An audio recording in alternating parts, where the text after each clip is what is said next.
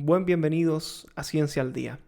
La entrega de hoy calculo que debería quedar un poquito más extensa que de costumbre porque les traigo una entrevista muy divertida, muy buena, y no porque sea una persona que se dedique a hablar de forma humorística, de hecho es un tremendo especialista de la ciencia, pero es una persona que habla claramente, de esa gente que tiene esta personalidad atrayente porque uno no está acostumbrado a escuchar estos discursos tan frontales y se agradece el día de hoy alguien que hable así de forma clara. Es el señor, ya lo vemos aquí en la imagen, y les aviso para que vayan a buscar su merienda, para que vayan a buscar su bebida, su matecito, sus tacos. No, muy temprano para tacos. Su comida, lo que quieran acompañar con esta entrevista, porque puede que quede un poco largo y lo vamos a disfrutar. Ya vemos la imagen, ¿no? El señor Juan Luis Arzuaga, quien es uno de los mayores expertos en evolución humana del mundo. Comencemos de inmediato. Aquí está la respuesta de él que dice, eso me suena a curas. Si uno no quiere, por respuesta, esto que acabamos de leer, mejor no empezar una entrevista con Juan Luis Arzuaga, preguntándole si la crisis del COVID-19 es una especie de advertencia. Algo que recuerda al ser humano cuál es su sitio. El paleontólogo español, premio Príncipe de Asturias y uno de los mayores expertos del mundo en la evolución de nuestra especie, se alarma ante la expansión cual virus del pensamiento mágico, advierte sobre los peligros de sustituir a Dios con la ciencia y llama a utilizar la razón para solucionar los problemas que plantea la pandemia. Lo que sigue es un extracto del diálogo que mantuvo con BBC Mundo el catedrático, también codirector del yacimiento Atapuerca y director científico del Museo de la Evolución Humana de Burgos, desde su confinamiento en Madrid. La primera pregunta del periodista dice: es paleontólogo y, como usted mismo la define, su profesión consiste en estudiar el pasado de la evolución, la historia de la vida.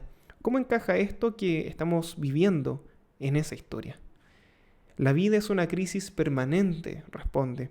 Muchas veces se pregunta, ¿qué es lo que causa la extinción de las especies? Pero la pregunta está mal formulada. La pregunta es, ¿qué es lo que hace que las especies no se extingan? Porque todas las especies están siempre al borde de la extinción. Unas son más resilientes que otras, pero un mundo estable, tal y como se concibe, la estabilidad no es real. El mundo está permanentemente inestable. Eso es muy interesante. Yo me acuerdo un gran poeta chileno que escribía sobre eso, que decía que la vida es estar al borde del abismo. La vida es pura incertidumbre, es puro riesgo, es puro azar. Y sí, realmente lo es. Uno intenta sortear eso generando rutinas, poniéndole nombres a los días de la semana para tratar de pensar que esto tiene un cierto esquema, que las cosas deberían ser ordenadas, pero no es así. La naturaleza no es así, es más bien caótica y azarosa. Qué buena respuesta que nos da. Y esto es el principio solamente, después hay unas respuestas mejores. Esto nos ha pillado, pregunta el periodista, en un momento en el que estábamos convencidos de que podíamos controlar nuestro futuro, tal vez hasta dirigir la evolución, cambiar su curso. ¿Nos pone en nuestro sitio esto como especie? Responde, eso me suena a curas, a predicadores. Ya solo falta que nos digan que nos lo merecemos, que es un castigo de la naturaleza. Toda la predicación bíblica que está aflorando ahora me parece lo más grave de esta epidemia. Es la vuelta de los charlatanes, del pensamiento mágico, algo que pensábamos que de verdad había desaparecido. Arrepentíos, solo les falta decirles. Es el último aviso. Me da risa que se burle de la pregunta. Nadie había pensado que se habían acabado las epidemias. Tal es así que hay una especialidad médica dedicada a ellas, la epidemiología. Hay que utilizar el pensamiento racional para solucionar los problemas. Es una tremenda respuesta, ni siquiera sé cómo comentarla porque está bien de principio a fin. Wow, o sea, la voy a dejar ahí para que la vayan analizando porque está muy buena. La siguiente pregunta es, me refería a si esto nos ha recordado que somos animales, que nos pone en nuestro sitio a la par de otras especies animales. Y él dice, nos recuerda que volamos en Ryanair. Lo que nos ha pasado es que viajamos en Ryanair con el señor de la derecha tosiendo y el de atrás también, hacinados. Así, ¿cómo no va a extenderse el virus? Pero la solución no es un predicador que nos advierta que es el último aviso, pecadores. La solución pasa por preguntarnos cómo lo hacemos. ¿Cómo hacemos para que haya un vuelo barato de Madrid a Londres en el que no viajemos hacinados y con el que no quememos combustible fósil? Esas son las verdaderas preguntas. Porque claro, cuando uno empieza con el tema de que se viene el fin y parece que ya nos tenemos que arrepentir, uno equivoca las preguntas y te das cuenta de que empiezas a responder cosas que no tienen relación, que no son causa de las epidemias, de las pandemias, no tienen relación con eso. Y por lo tanto empiezas a responder preguntas que no tienen sentido y tus respuestas no van a tener sentido. Las preguntas son las que señala este experto. Ciertamente, ¿cómo podemos hacer para mantener esta vida en sociedad que conocemos como tal y dejar de quemar combustibles fósiles para no afectar todo esto que hemos hablado anteriormente que tiene que ver con el calentamiento global? Es desafiante, pero para eso se necesitan las preguntas correctas. Sigamos leyendo esta entrevista. La pregunta es entonces, ¿a qué renunciamos?, pregunta el periodista. Responde el experto, esto nos tiene que llevar a una solución técnica. Vivimos en un mundo diferente y nos estamos viendo con problemas diferentes. Pero esto no tiene nada de particular. Vivir es estar permanentemente a punto de morir. La vida de las sociedades, de los ecosistemas, de cualquier sistema en realidad, es un equilibrio dinámico. Consiste en que le quitas un pilar y no se cae. La definición de vida más acertado que yo conozco es uno de Karl Popper. All life is problem solving. Los minerales no tienen problemas, los muertos tampoco. Es la vida. Resolver problemas.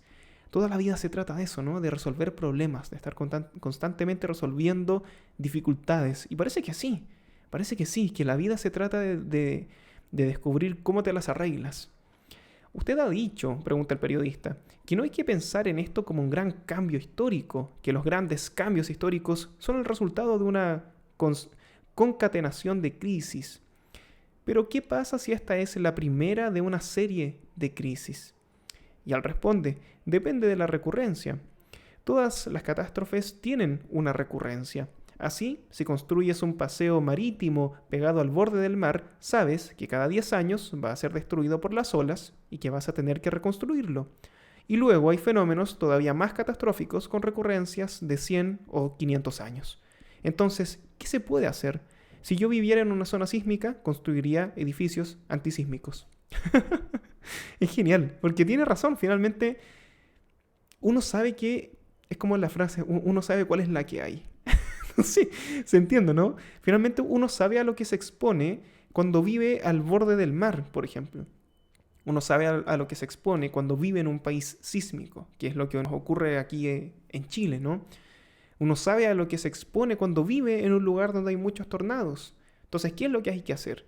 ¿Confiar en que no va a haber un tornado el otro año? No, tratar de construir una casa que tenga un búnker o, derechamente, no vivir ahí. Pero esa es la respuesta. No es la respuesta todos los años pensar que se te está castigando, que viene el fin del mundo. Nuevamente, ahí están las preguntas incorrectas, ¿no? ¿Y qué pasa?, pregunta el periodista, si la concatenación es de crisis de distinta naturaleza.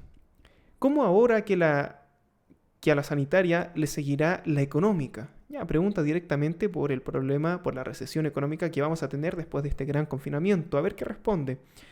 Pues que puede acabar con una civilización entera. Así pasó con el Imperio Romano. La salud de una sociedad está en su capacidad de reponerse, de recuperarse de las crisis. Pasa como con la salud de un vehículo, perdón, de un individuo, no sé por qué leí vehículo. Pasa con la salud de un individuo. Tú te puedes morir de una gripe. Tu sistema inmunitario se pone a prueba a cada día del año.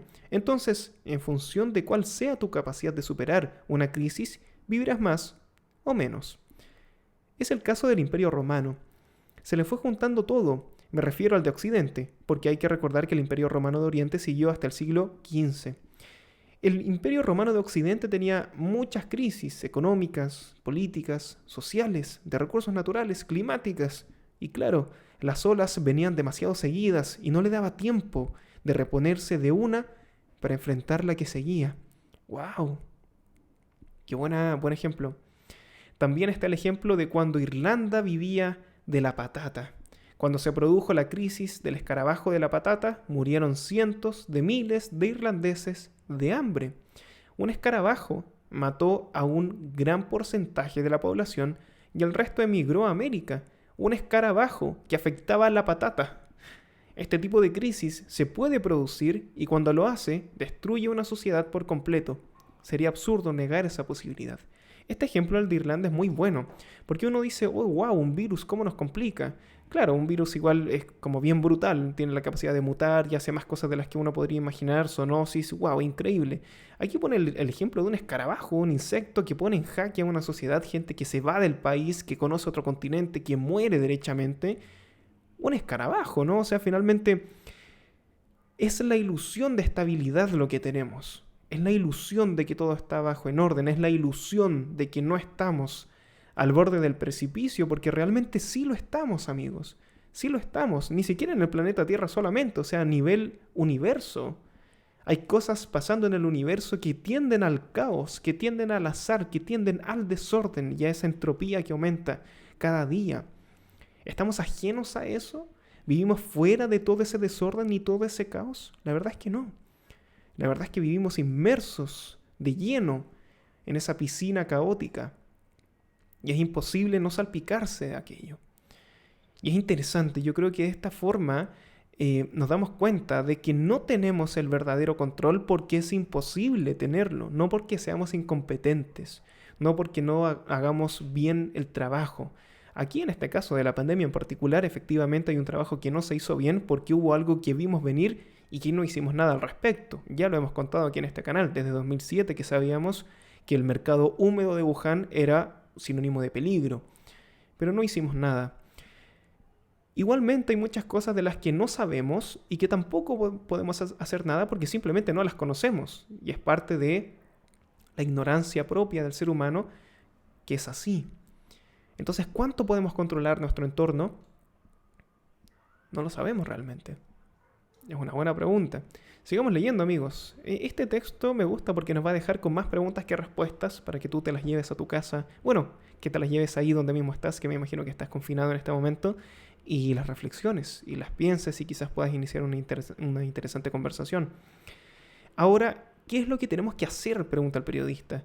Pues que no haya... No, perdón, esta es parte de la respuesta, discúlpenme, esto es parte de la respuesta. Ahora, ¿qué es lo que tenemos que hacer?, pregunta retórica. Pues que no haya otra pandemia como esta, porque no podemos confinarnos todos los años. No hay economía que resista un confinamiento cada año. En consecuencia, tendremos que aprender. Ahora sí, pregunta el periodista. Que no haya otra pandemia no es lo que prevén los epidemiólogos. Y responde, bueno, epidemias va a haber, por eso hay epidemiólogos. Lo mismo que hay bomberos, porque va a haber fuegos. Pero ¿te imaginas que haya ahora en Londres un incendio como aquel que en 1666 destruyó la ciudad entera? No ha vuelto a ocurrir eso. Epidemias habrá, pero si son de esta envergadura y cada 3 años, acabarán por completo con nuestro mundo. Tienes razón, o sea, finalmente lo que tenemos que hacer es prepararnos. Esto no lo podemos dejar pasar. El error ya lo cometimos una vez. No podemos el otro año estar de nuevo lo mismo y el otro año lo mismo y el otro año lo mismo y una epidemia segunda y la tercera y la cuarta, porque no vamos a aguantar. No vamos a aguantar. Ya lo dijo, por ejemplo, el fondo... No, esto no lo dijo el fondo, lo dijo The Economist. Ya lo dijo, este es buen momento para asumir deudas, porque no estamos generando, no estamos produciendo la riqueza, porque estamos en casa, evidentemente. ¿Nos podemos dar ese lujo, entre comillas? Sí, porque teníamos ciertas cosas ahorradas, las podemos utilizar ahora. Pero cuando ya consumes ese ahorro, después hay que empezar a hacer algo al respecto. Y si viene el otro año lo mismo y el otro año lo mismo, no te da tiempo de recuperación. O sea, es como estar contra las cuerdas todo el tiempo y Mike Tyson te está dando duro y tú de repente... Claro, o sea, tienes que haber un momento en el que puedas respirar para seguir aguantando. Pero aguantar todo el rato es imposible. Entonces, ¿cuál es la respuesta? Aprender. No cometer el mismo error. Pregunta el periodista. Usted dice que los charlatanes... pregunta de rigor. Usted dice que los charlatanes han vuelto a la palestra, pero los científicos también. Quizá no se les haya escuchado nunca como en estos días. Y él responde, eso esperemos. Pero ahora vamos a ver si esto es lo de Santa Bárbara y los truenos o no. Muchos me preguntan, ¿y hemos aprendido la lección? Pues lo vamos a ver enseguida. En España lo vamos a saber en 3 meses, en los próximos presupuestos generales del Estado. Si seguimos siendo igual de rácanos en la parte destinada a la ciencia, la investigación, la salud y la educación, pues no habremos aprendido. Buen punto. ¿Dónde estamos destinando nuestros presupuestos? ¿Lo estamos destinando siempre a lo mismo? ¿Vamos a incorporar a la ciencia? ¿Fue suficiente para aprender que a la ciencia no hay que ignorarla? Pregunta el periodista. Ha llegado la hora de que la humanidad sea adulta, ha dicho. ¿A qué se refiere? Es que ya va siendo hora de que sea adulta y empiece a decidir qué cosas no puede hacer. ¡Wow! Es de nuevo lo del pensamiento mágico, que tiene una ventaja. Papá y mamá se ocupan de todo, aunque a veces nos castigan, pero es por nuestro bien. Nos mandan una epidemia para que aprendamos quién manda aquí. Pero aquí ya no hay papá, ya no hay mamá. Y eso sirve para el clima, para la destrucción de los recursos marinos, vale para todo. A mí, de todas maneras, lo que me preocupa es que ha aparecido otro tipo de religión, la religión de la ciencia. Wow, ¿a qué se refiere con esto? Vamos a ser un poco más específicos. Aquí le preguntan, eso parece una contradicción, la religión de la ciencia. A ver qué responde. Yo no quiero una religión de las ciencias, no me interesa, pero cada día lo veo más. Por ejemplo, en una conferencia digo, tenemos un problema con la energía, porque cada generación consume el doble o el triple de energía que la anterior. A eso se le llama una progresión geométrica y nos lleva al abismo. Entonces siempre hay uno que se levanta y me dice, no, pero la ciencia lo va a solucionar. Eso es un pensamiento religioso. Pensar que la ciencia va a sustituir a Dios es pensamiento mágico. ¡Wow! Duro en sus palabras, pero tiene un buen punto, tiene un muy buen punto. Finalmente, ¿vale el decir que mañana la ciencia va a ver cómo lo hace? No, es que mira, mañana calentamiento global, pandemias, guerra y destrucción. No importa, la ciencia va a barrer con todo eso, no te preocupes. No, o sea, no, son científicos, no son magos. Tiene toda la razón. Depositar todas las esperanzas solamente en la ciencia y cargarle la mano a los científicos no tiene sentido. Esto es algo que tenemos que hacer entre todos, porque de otra manera no solucionamos lo que hay que solucionar y caemos, como bien dice, en el pensamiento mágico, que es de lo que nos tenemos que alejar, nos tenemos que acercar al pensamiento racional. Sigamos leyendo, amigos. No tenemos ninguna fuente de energía barata. El sol, me dicen, sí, pero no se puede acumular. A la ciencia ahora de pronto se le atribuye las cualidades de la religión, incluyendo la inmortalidad. Es decir, vamos a tener energía limpia, de todo, gratis, y además vamos a ser inmortales. ¿Y quién lo va a hacer? La ciencia. Eso es pensamiento mágico. Lo que la ciencia dice en realidad es, si no quieres tener cáncer de pulmón, no fumes. No te dice, tú fuma, que yo ya voy a encontrar la forma de evitar el cáncer de pulmón. O tú come muchas grasas, pues yo te voy a solucionar el problema de la arteriosclerosis. La verdadera ciencia te pone frente a tus limitaciones y hay que renunciar. Qué difícil es aceptar este desafío, porque uno tiende a pensar que uno todo lo puede, que es solamente querer es poder. Y no, no es así. Hay cosas que no podemos hacer. Mira, tengo cáncer de pulmón en grado 4, ¿qué puedo hacer? Chuta, está complicado. Es que la ciencia me lo va a resolver. No. Hay cosas que no podemos hacer. Hay cosas frente a las cuales tenemos las manos atadas porque no podemos ir en contra de la realidad. Es la realidad la que se impone muchas veces. Bueno, siempre. No muchas veces, siempre se impone la realidad. Y no podemos ir contra eso. Eso también es bueno entenderlo, que la ciencia no es la mamá y el papá que están siempre para cuidarte y que cuando tú te equivoques siempre van a estar ahí. Yo te salvo, hijo. No. No, parte de ser, y que bien lo dice, que me gusta mucho esta entrevista porque bien lo dice Juan Luis. Muy bien lo dice Juan Luis. Es momento de ser adultos. Es momento de crecer y entender que las cosas tienen consecuencias y que no siempre tienen finales felices. No siempre llega alguien, wow, a resolverlo todo ahí, como este recurso literario que se me fue, el Deux Machina, no me acuerdo cómo se llama, y que al minuto final llega y salva la situación. No, hay cosas que tienen finales tristes. Por lo tanto, tenemos que ser consecuentes con nuestras decisiones y saber que tienen un desenlace, que tienen una consecuencia. No son gratuitas. Sigamos leyendo, amigos. Pero ¿quién decide a qué se renuncia y quién lo tiene que hacer? Pregunta el periodista. Por ejemplo, en Madrid, dentro de toda esta tragedia, ha surgido una discusión interesante. Para poder reabrir las cafeterías hay que distanciar a la gente. Para eso necesitamos toda la acera, dicen los dueños. ¿Cómo vamos a tener menos clientes? Necesitamos más espacio.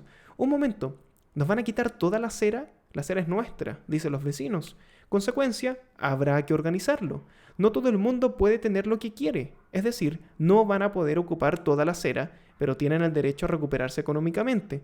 Es un ejemplo, pero se llama armonización social y lo hace la política, en el sentido más noble de la palabra. Y ahora hay mucho espacio para la política. Sí, porque ¿qué es la política al final del día? La gestión, el organizar a la gente, para que no termine el dueño del local que quiere ocupar toda la acera poniendo un vehículo ahí para que la gente no pase y la otra gente ahí agarrándose a combos. No, la política está para eso, para dividir ese territorio y decir, a ver, nos vamos a poner de acuerdo. Se supone que es para eso. Y ahora que necesitamos mucha gestión y resolver cosas, esperaríamos que la política lo haga muy bien, ¿no? Eso esperaríamos. Ahora vamos a ver si nuestras elecciones fueron buenas al momento de votar. Qué importante era votar, ¿cierto? Sigamos viendo. Tú dices que es la hora de la ciencia y yo digo que lo es de la política. La política tiene que ordenar y organizar los múltiples intereses en conflicto, no la ciencia. La ciencia no debe decir cómo se tienen que organizar las residencias de ancianos. Ahora tendrá que ver la sociedad a través de sus representantes cómo lo organiza todo y cómo hace compatible el turismo, la economía, los viajes, los derechos de las personas. Qué bien que habla, qué bien que lo dice. Pregunta el periodista sobre el impacto de la pandemia en la historia. Otros expertos coinciden en que más que remodelarla, la acelerará. ¿Qué opina usted de esto? Me parece de lo más inteligente. Esta pandemia es hija de esta sociedad. No se habría podido dar en otra época. Es impensable fuera de nuestra sociedad. Nuestro mundo pertenece a él. Pero habría que preguntar por ejemplos. No hay teoría que resista a los ejemplos. Lo que va a desaparecer es algo que ya estaba desapareciendo. Habría acelerado la desaparición de algo que ya estaba ocurriendo. Por lo tanto, podría pasar con el cine, pero no con el turismo. No es que los viajes estuvieran en decadencia y que eso sea la puntilla. Hablar de futuro con un paleontólogo parece una paradoja, dice el periodista. Para nada. La gente me suele preguntar cómo va a ser el futuro, pero es que yo sé cómo va a ser. Ah, wow, soy el único profeta de verdad, y se ríe. Viviremos todos en ciudades de 14 millones de habitantes, prácticamente toda la humanidad. Hay una tendencia hacia la globalización y la vida en grandes conurbaciones. ¿Cómo será la vida en México dentro de 150 años? Amigos mexicanos, ¿están escuchando? Pues toda la gente vivirá en Ciudad de México. Al día de hoy, de los 56 millones de habitantes que tiene Inglaterra, unos 9 millones viven el Gran Londres, la zona conurbada. Casi el 20% se dice pronto. Ese es el futuro. Pero, ¿por qué será posible que casi toda Inglaterra viva en Londres? Por las conexiones. Eso va a ser el mundo, grandes núcleos urbanos muy bien comunicados entre sí. Esto es un escenario perfecto para el coronavirus. ¿Por qué se esparció tan rápido, el SARS-CoV-2 en su brote inicial en Wuhan? Porque Wuhan es una ciudad que tiene un montón de habitantes primero, los mercados húmedos y todo esto que hemos conversado, pero también que tiene trenes de alta velocidad que conectan la ciudad con otras ciudades muy grandes también. O sea, es esta conexión muy grande que nos gusta cuando no hay pandemia, porque podemos ir de un lugar a otro y ver a nuestros amigos y llegar a trabajos que quedan muy alejados de nuestra casa y un montón de cosas. Bueno, que eso no es tan genial, pero nos permite llegar a distintas partes de la ciudad que facilita todo esto, el tránsito, de los virus. ¿Cuál es el desafío entonces? ¿Dejar de vivir en ciudades? Yo creo que no. Yo creo que eso es algo que ya estamos asumiendo y cada vez las ciudades se parecen más a Ciudad de México, que es una ciudad hiperpoblada, ¿no? Amigos que viven allá lo pueden confirmar. El desafío entonces no va por ahí. Tenemos que hacernos esas preguntas también. Y con esto ya terminamos. Y no van a ser las enfermedades como esta el único problema. Va a haber problemas de contaminación ambiental, de energía, de seguridad, de desequilibrios, pero es lo que hay. Y ahí te puedes imaginar dos futuros posibles. Uno tipo Blade Runner, una cosa horrible, o uno maravilloso, con zonas verdes, jardines, sin contaminación, gente en transporte público. Puedes imaginar un Londres horrible o un Londres delicioso. Yo creo que deberíamos apostar por el delicioso. Está buena, ¿cómo suena eso? Veo que es usted un optimista, dice el periodista. Es que el pesimista no hace nada. Es un egoísta que se justifica. Un egoísta que utiliza el pesimismo como coartada para no hacer nada. El optimista es el que cambia las cosas. El pesimista no cambia nada. El predicador tampoco. ¡Wow! Hace bien leer gente que habla así. Me gusta. Me siento que nos invita a reflexionar mucho. Me parece que las personas que utilizan esta manera de hablar, que es súper directa, te invitan a resolver los pequeños y grandes problemas, ¿no? ¡Wow! ¿Por qué apareció un comentario ahí? Qué extraño. A ver. Creo que se solapó de los videos que vienen después. Qué raro que apareció un comentario en pantalla. Fue inesperado. Perdón, me perdí lo que estaba diciendo. Pero sí, finalmente es eso. Espero que hayan disfrutado de esta entrevista. Les voy a dejar aquí abajito el link al material original en caso de que la quieran revisar, repasar ustedes mismos. Me ha encantado leerla, creo que aporta mucho y es lo que nos hace falta. Hablar claramente, no mirar para otro lado frente a los problemas y continuar en este desafío que se llama vivir. Un abrazo y que estén muy bien, que tengan un gran día. Chao.